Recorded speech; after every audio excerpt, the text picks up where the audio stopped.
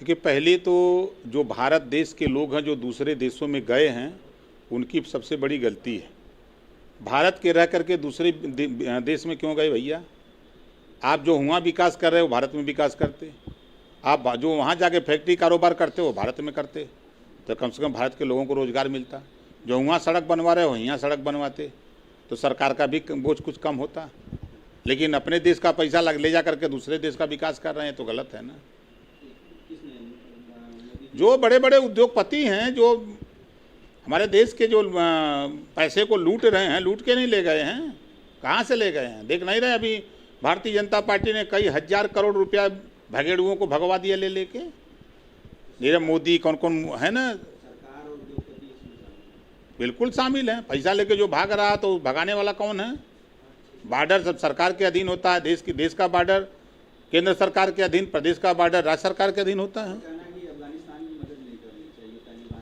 अब वो वहाँ क्या कर रहे हैं नहीं कर रहे हैं, उनका विषय है। यहाँ के विषय में हमसे पूछिए तो हम बता दें। भारत सरकार का तो बहुत पैसा लगा है वहाँ पर। क्यों लगाए हुआ जाके? भारत में क्यों नहीं लगाए? अपने देश का विकास के लिए, देश आज़ाद हुआ अपनी आज़ादी के लिए, दूसरे को खुश करने के लिए।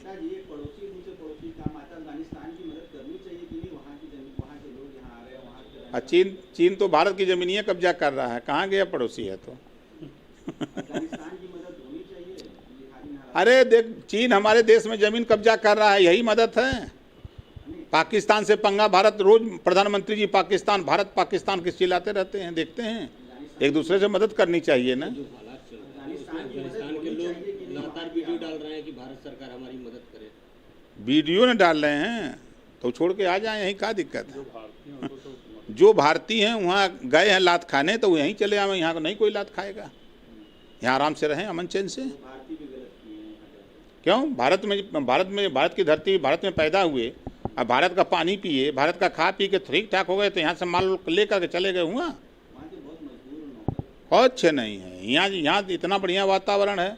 चलिए गंगा जी में सुबह देखिए कितने नाव पर बैठ के लोग घूम रहे हैं। यहाँ के घूमना चाहिए। नहीं, ये देश को लूट के लेके भागने वाले लोग हैं। देश में शिक्षा लेंगे और जाएंगे विदेश में काम करेंगे। दुनिया भर में तो वैसे लोगों को क्या कहा जाए?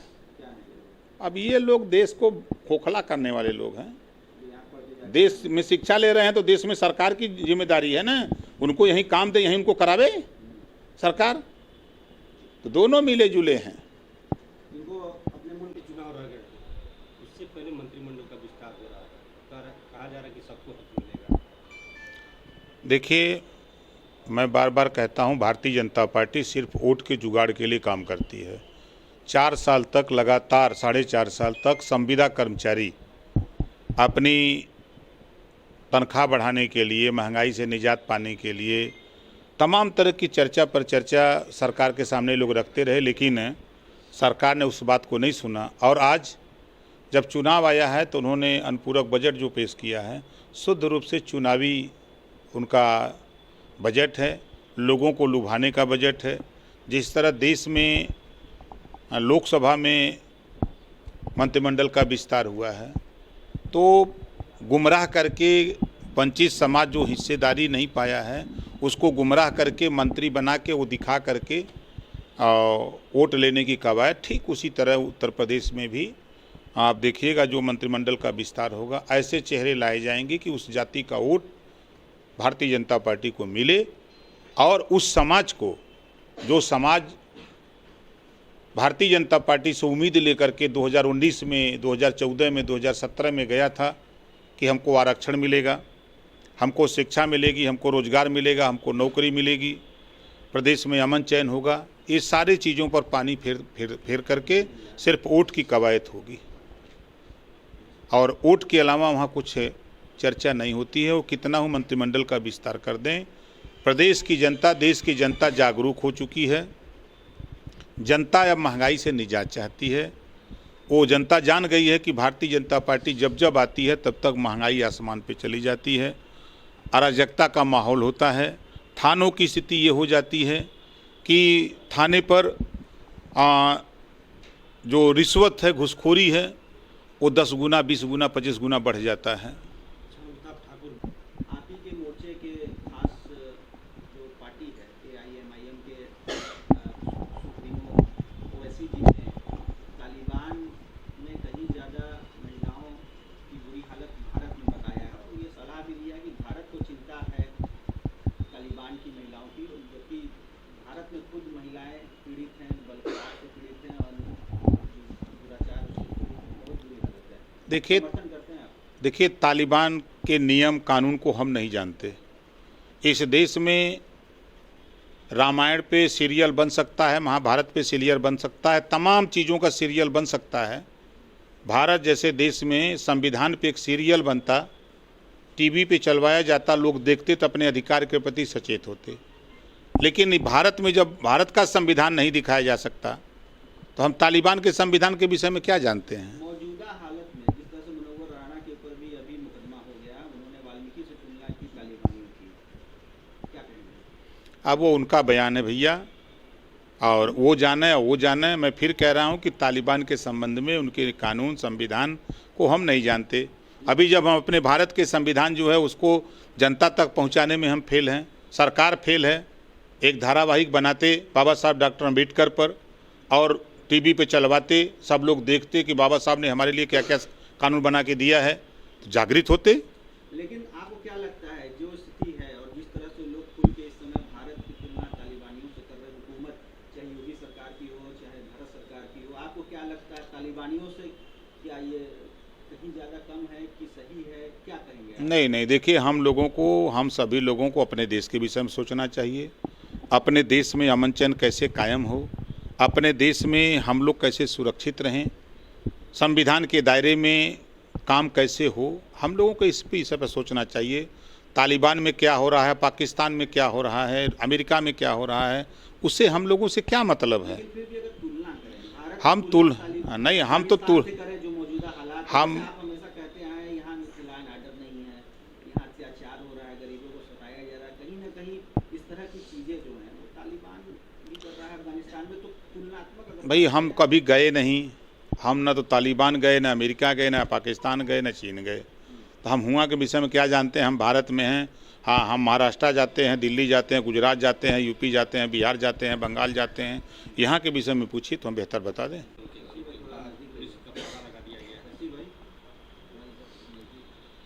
देखिए भारतीय जनता पार्टी सच का सामना करने से भाग रही है। भारतीय जनता पार्टी सच का सामना करने से भाग रही है। अगर कोई समाज में सही बात बोलने की कोशिश कर रहा है तो उसको नज़रबंद किया जा रहा है। उसके शिकार हैं अमिताभ जी। और अमिताभ जी से तो मैं कहूँगा कि आप हमारे साथ आओ, चलो हमारे साथ, हम देखते हैं कितनी ताकत है भाजपा में। 22 में उलाट करके इनको जो है हम गंगा जी में बैठा देंगे नाव पर और छोड़ देंगे बिना चालक का, चली जाएगी समुंदर में, ये पता नहीं लगेगा भाजपाइयों का। तो ये अमिताभ ठाकुर को आप मुख्यमंत्री बनाएंगे? नहीं भैया, मुख्यमंत्री नहीं बनाएंगे। वो हमारी पार्टी में आवे, जो उनकी लड़ाई है, हमारी जो लड़ाई है, हम भी चाहते हैं कि सत्ता से भाजपा को हटा करके देश में अमन चैन लाया जाए, लॉ एंड ऑर्डर लाया जाए, बेरोजगारी प्रयास हो कि ज़्यादा से ज़्यादा नौजवानों को रोजगार दिया जाए, महंगाई से निजात मिले। होगी, बिल्कुल होगी, जाएंगे तो। हमारा प्रदेश अध्यक्ष प्रवक्ता जो है हमारी पार्टी का, उनसे जाके मिल चुका है, उनको हमारा निमंत्रण पत्र दे चुका है और कहा है कि जब आप टाइम दीजिए तो हम अपने नेता से मुलाकात भी करवा दें। आप जहाँ से चुनाव लड़ेंगे वहाँ आप उनकी मदद करेंगे? वो लड़ना चाहें तो हम उनके साथ तैयार रहेंगे। हमारी कोशिश होगी कि और दलों से कहूँगा कि सभी लोग उनकी मदद करो। जब सब लोग भाजपा को हराना चाहते हैं, बसपा हराना चाहती है, सपा हराना चाहती है, कांग्रेस हराना चाहती है, सब लोग बीजेपी को हराना चाहते हैं, तो हम अमिताभ ठाकुर को अपनी पार्टी से लड़ा रहे हैं, सब लोग समर्थन करें। बसपा और कांग्रेस ने तो साफ कर दिया कि हम छोटे दलों से कोई समझौता नहीं करेंगे, ना ही किसी से गठबंधन करेंगे, अकेले ही चुनाव लड़ेंगे। कि हाथी के दो दांत होते हैं, खाने के अलग, दिखाने के अलग, ये कहते लोग हैं ना। और सब लोग यहाँ से सिफारिश कर रहे हैं ओम प्रकाश राजभर का। कौन कौन आपसे संपर्क किया है? अरे आप संपर्क हमसे नहीं, रोज़ बयान हम देख रहे हैं। आपका बयान तो पेपर टीवी में देख रहे हैं, हमसे तो रोज़ नेता संपर्क में हैं कि साहब हमारे दलवा से हो जाए, हमारे दलवा से हो जाए। हमके चुप मार के बात करो, अपना हमसे बात ना करो। हो जाएगा 27 अक्टूबर 2021 को पर्दे पर सीन आ जाएगी। आप लोगों को भी निमंत्रण दूंगा कि आइए, स्वागत है। उसी दिन घोषणा होगी। जी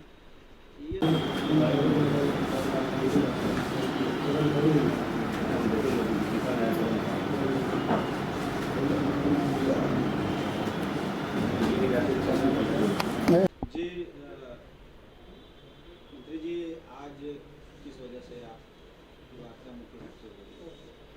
कि आज हम लोग जो आए हैं, हम लोगों को एक कार्यक्रम रोहनिया विधानसभा में अति पिछड़ा और अति दलित चेतना सम्मेलन है, उस सम्मेलन में हिस्सा लेने के लिए हम लोग इधर आए हुए हैं। अभी जो सदन चला है, सरकार अंदर कहती है कुछ, बाहर करती है कुछ। वो एक कहावत है कि खाता न बही, भाजपा जौन कहे वह सही। मंत्रिमंडल में कार्यमंत्रणा के बैठक में तय होता है कि 24 तक सदन चलाया जाएगा।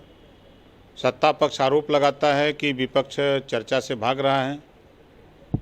जब विपक्ष चर्चा के लिए तैयार हुआ तो सरकार खुद 3 दिन में सदन, एक दिन शोक सभा में ख़त्म कर दिया, दूसरे दिन अपना अनुपूरक बजट पेश करके, और तीसरे दिन चर्चा अनुपूरक बजट पे पास करा के ख़त्म कर दिया। तो जो जनता की मूलभूत समस्या है, महंगाई है, कोरोना से जो मौतें हुई है, जो परेशानियां हुई हैं, आने वाली तीसरी लहर है, उस पर कैसे निपटा जाए, इस पर चर्चा सदन में होनी चाहिए। प्रदेश में लॉ एंड ऑर्डर ख़राब है, प्रदेश में बेरोजगारी चरम पे है रोज़। तो इस पे चर्चा के लिए विपक्ष तैयार, लेकिन सरकार भाग रही है। तो हम लोग जनता को जगा रहे हैं कि जो वंचित समाज है, जो अपने हक अधिकार से वंचित है, जिसको शिक्षा नहीं है, रोजगार नहीं है, नौकरी नहीं है, जिनके पास काम नहीं है, ऐसे लोगों को जागृत करने की कवायद में हम लोग आज रोहनिया विधानसभा में कार्यक्रम को लेकर के हम लोग इधर आए हैं। में देखा, अभी आपने यहाँ देखा, क्या नाम है, कृषि कानून को लेकर। हाँ, कृषि कानून को लेकर। तो किसान तो जनता है ना, तो किसान जो है ना आंदोलित है, खदेड़ ही रहे सब। भाई हम अपने देश में कुछ कर ही नहीं पा रहे, हम दूसरे देश की चिंता करते हैं।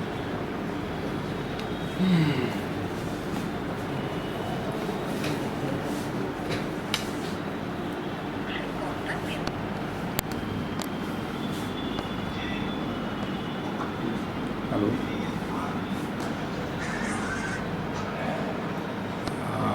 पशुपति,